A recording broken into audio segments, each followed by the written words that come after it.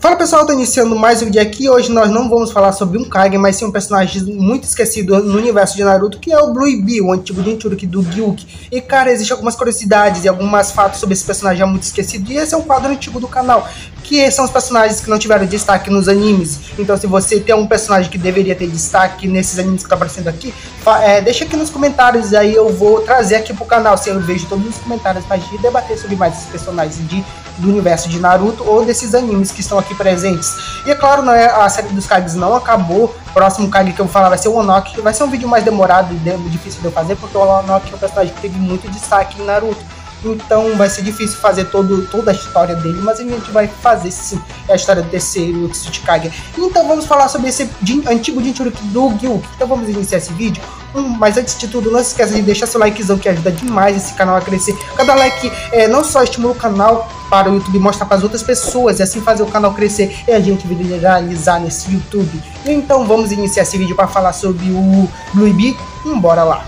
Blue Bee nasceu na aldeia da Nove no período do terceiro Raikage, e provavelmente ele já foi selecionado de cara quando ele nasceu para ser o portador do Oito Caudas. A princípio nós sabemos disso quando ele nasceu porque o tio dele foi selecionado para ser o Jinchuriki. Ele mesmo contou que o pai dele foi o Jinchuriki do Gyuki, então ele já estava ali meio que já tinha uma certa ligação genética ali para ele ser o portador do Oito Caudas. E é claro, não é ele ter, não como se fosse o caso de pensar o seguinte, que no Shippuden o Gyuki é um ser extremamente sábio que ajuda o Killer Bee, e embora a gente olhasse ele assim a princípio, a gente nunca pensaria que ele poderia ser uma besta como a Kurama ou com as outras bestas de cauda. Mas já houve uma época em que o Gyuki, sim, foi como umas outras bestas de cauda que não confiassem no seu Jinchuriki e queria sair dali de qualquer custo. O Gyuki também, assim como as outras bestas, odiava estar preso. E ele não tinha nenhum vínculo com o seu Jinchuriki, que no caso era o Blue Bee. O próprio mesmo tinha uma certa ligação, tipo assim, de pensamento com a Kushina, ao menos eu tive essa ideia. Conversando com o Raikage, ele mesmo falou que é algo que a Mito contou pra Kushina, ambos Jinchurikis da Kurama, que ele disse que o Killer Bee, que estava ali, né, que ele dizia aqui, ele disse pro Raikage, algum momento eu vou perder o controle do Gyuki e eu vou acabar morrendo, e eventualmente ele vai passar a ser o novo Jinchuriki do Gyuki, porque o pai dele já tinha contado que o pai dele fracassou, que o tio dele fracassou. Então lá para se perceber que ou o Killer Bee tem uma certa ligação genética ali com o parentesco, ou provavelmente ele queria romper com o parentesco da sua família e passar a besta para alguém que não fosse da sua família, que no caso era o Killer Bee. E ele de fato disse, ele deve se apegar a algum objetivo muito forte que mantenha ele firme, porque se ele se prender num vazio, a besta consumirá ele. No caso, ele estava falando isso para o Killer Bee. E essa mesma fala foi falado para a Mito e para a Kushina. No caso, era o amor. O amor que a Mito tinha pelo Hashirama e o amor que a Kushina tinha pelo Minato foram o que deu força para elas não serem consumidas pela Kurama. A mesma coisa ele estava falando para o Raikage, para ele passar para o Killer Bee. E é claro, dava para se perceber que ele estava falando isso porque de fato o Blue Bee não tinha conseguido encontrar um objetivo muito forte que o mantesse ali. Logo ele perdia o controle da besta facilmente, e até aquele momento o Gyuki demonstrava ser uma besta extremamente hostil. Só que diferente do selamento da Kurama, que foi um selamento incrivelmente forte, o Gyuki tem uma força incrivelmente alta. Afinal de contas, ele é uma das bestas mais fortes. E tipo, o selamento dele talvez não fosse tão forte naquele momento. Eles tentavam sair a qualquer custo. E de fato foi uma certa dificuldade. Ele, embora foi reconhecido Blue Bee como de fato não é um ser incrivelmente poderoso e habilidoso, mas é claro, ele padecia, né, de uma besta que poderia sair a qualquer momento. E no filler foi mostrado que o Orochimaru, ao tentar analisar as habilidades do Oito Caudas, ele acaba colocando remédios de Genjutsu no Killer Bee. Até hoje não sei como que faz um remédio de Genjutsu, mas o Orochimaru fez. E ele colocou também um selamento de 5 pontas para romper com o selo do Oito Caudas, onde a besta acabou saindo. Foi nesse exato momento em que o pai daquele figurante lá que aparece no universo de Naruto acabou meio que morrendo, empalado pelos chifres do Gyuki. E também foi no momento em que o Blue Bee acabou morrendo. ele morreu porque ele foi selado no pote purificado de brasas pelo terceiro Raikage. Coincidentemente, o terceiro Raikage disse que sozinho era ele o responsável por parar o Oito Caudas. Logo, não foi aquela primeira vez que o Oito Caudas saiu do controle, mas essa foi a última vez que ele saiu do controle e que o Blue B acabou morrendo, já que ele acabou sendo selado junto com o pote purificado de brasas e o Gyuki. E de fato, não é, quando ele saiu, ele já estava morto, o Blue B, e a besta passaria para o seu próximo Jinchuriki, que no caso era o Killer B. Ele de fato morreu naquele momento sem saber o ocorrido, porque quem o matou, e muitos da vila consideraram o fato de que não culpou alguém de outra vila, nem o Orochimaru, porque a besta sair do controle já era muito frequente. Então a besta simplesmente sair, soltar o selo totalmente e fugir do controle era algo que ninguém esperasse que fosse ação de outra vila, mas de fato o Blue B foi assassinado pelo Orochimaru. Ele também é realmente bastante curioso e habilidoso. A gente vai falar sobre a história dele agora. Inclusive, ele foi revivido para contar essa história para o Killer B. Nós vimos esse encontro ali entre Jinchurikis do Hachibi. Então vamos iniciar aqui a falar sobre as habilidades do Blue B.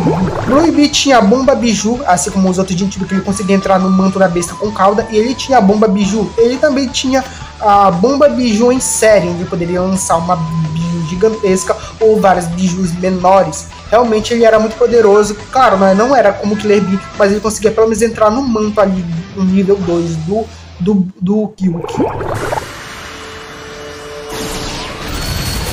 Ele tinha o Lariat Biju, onde ele poderia criar os chifres, os chifres do manto do Gyuki, e era muito poderoso mesmo. Esse daí é um dos maiores Lariats que conseguiram destruir o inimigo sozinho. Ele também possuía como um manto, e também poderia criar as mãos de chakra, coisa que dá para se entrar no modo 1, mas também ele poderia criar as mãos de chakra que poderiam ter um alcance gigantesco e poderia matar o inimigo ou agarrá-lo e prendê-lo. E ele também era um usuário de Kijutsu, que é a utilização de espadas, já que ele tinha uma, e as suas habilidades com espada também poderiam variar. Ele também provavelmente tinha a espada de choque, que é um clássico do Sasuke, e os clássicos dos usuários da Aldeia da Nuvem, o Omoi, e o Killer B também tem essa técnica de colocar choque na espada, e o Blue B provavelmente tem, já que ele também tem essa habilidade de elemento relâmpago. Ele também tem o estilo nuvem corte da lua crescente, que é um corte em formato de um aro, que é um formato de Kijutsu da própria Aldeia da Nuvem. E é claro, ele também provavelmente tinha a técnica corte pelo verso da Aldeia da Nuvem, que é um corte enganador, onde pode enganar o inimigo e assim atacar em um ângulo diferente. É claro, ele é um grande usuário de espadas, e provavelmente ele também tinha um grande usuário de elemento relâmpago, já que ele poderia facilmente conter ali um inimigo. É claro, ele meio que, como eu posso dizer, ele meio que se sentia responsável, assim como todos os Jinchuriki, ele padeceu com o preconceito dos membros da vila, que olhavam para ele, já que os membros da Aldeia da Nuvem viam a besta, não viam o próprio ele, mas viam a besta, e ele passava por essa discriminação por ser um Jinchuriki.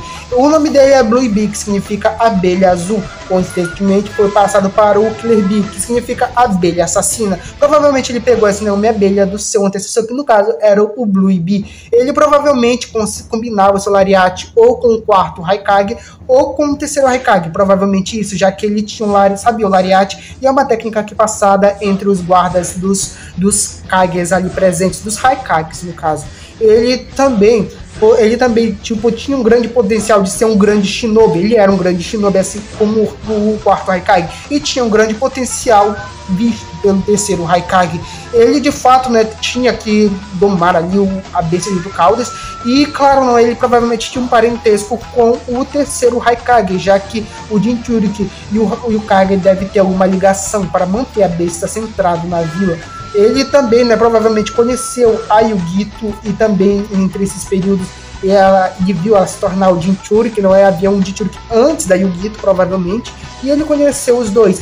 A maior parte do seu tempo foi em guerras, ele de fato não experimentou uma paz momentânea, foi criada durante aqueles períodos do Naruto clássico, ele não viveu esse tempo, ele viveu em guerra de fato. E de fato ele morreu muito tempo depois da história principal, quando o Killer B ainda era uma criança, e provavelmente o instauro da Terceira Grande Guerra ainda não estava ocasionando, mas de fato ele morreu entre esses períodos. Uma das curiosidades mais presentes sobre ele é que ele foi o último Jinchuriki que teve onde todas as bestas de fato não gostavam de seus Jinchurikis. Quando o Gyuki, que foi a primeira besta que teve empatia pelo Killer Bee, foi o primeiro Jinchuriki que teve essa empatia. Então meio que naquela época do Blue Bee, todas as bestas tinham um único objetivo, que era se libertar do seu Jinchuriki. E óbvio, ele não gostava do seu Jinchuriki, assim como o Blue Bee também tentava evitar o Gyuki, ele não tentava conectá-lo. Na verdade, ele só pensava como os outros Jinchurikis pensavam, que era só conter a besta ao máximo que eles podiam.